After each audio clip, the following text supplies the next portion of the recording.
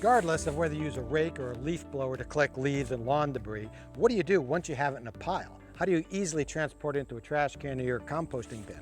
Well, they do make claws and all kinds of implements for picking up leaves, or you can use a tarp, which I prefer. But I modified this tarp so it's perfect for this job. This is a 4 by 8 foot tarp that I folded in half.